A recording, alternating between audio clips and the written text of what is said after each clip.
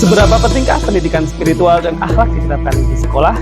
Dan kegiatan apa saja sih yang ada di SMP Negeri 4 Dadu Satap dalam rangka menerapkan pendidikan spiritual dan akhlak bagi siswanya? Bersama saya Muhammad Abrodi dari Prodi Magister Pendidikan Agama Islam Pascasarjana UIN Ki Haji Abdurrahman Wahid Pekalongan.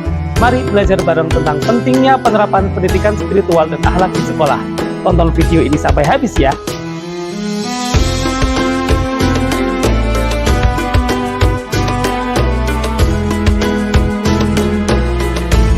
Assalamualaikum warahmatullahi wabarakatuh. Pendidikan spiritual anak merupakan upaya yang holistik dan melibatkan interaksi antara anak dengan nilai-nilai keagamaan, etika, dan kepercayaan yang diperkenalkan oleh lingkungan mereka. Salah satunya adalah lingkungan di mana mereka mengenyam ilmu pendidikan, yaitu lingkungan sekolah. Sekolah bukan hanya menjadi penyampai informasi tentang agama, tetapi juga menjadi proses teladan dan model peran yang diperagakan oleh pendidik yang mempengaruhi persepsi anak terhadap spiritualitas. Berdasarkan latar belakang tersebut, maka SMP Negeri 4 Dadu Atap menerapkan berbagai macam strategi dalam menerapkan pendidikan spiritual dan akhlak bagi siswanya. Di antaranya adalah melalui kegiatan dari berbagai jenis. Yang pertama adalah melalui ekstrakurikuler.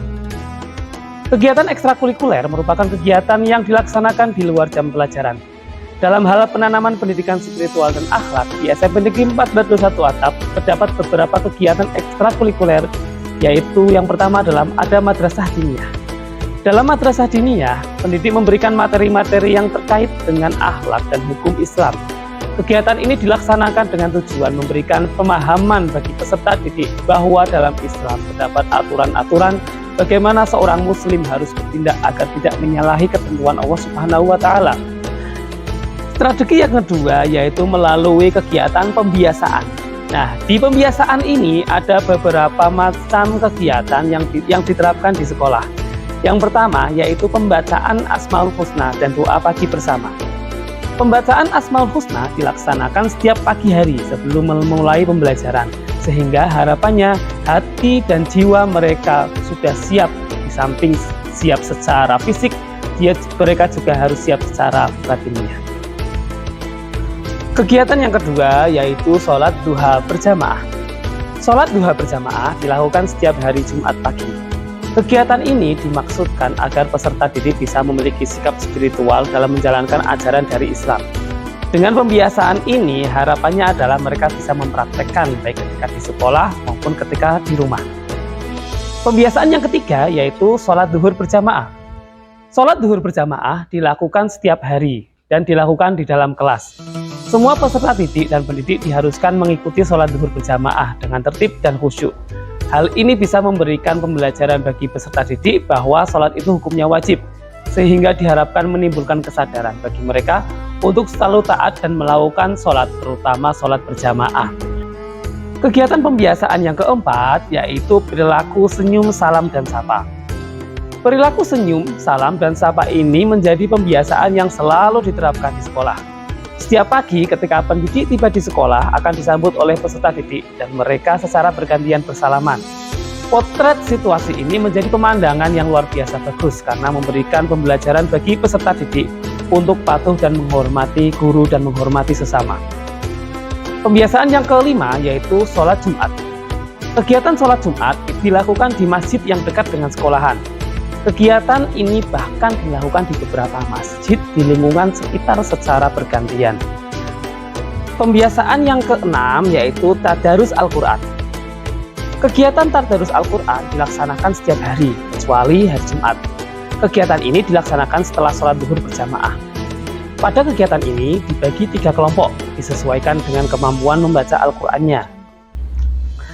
Strategi yang ketiga yaitu melalui kegiatan peringatan Hari Besar Islam.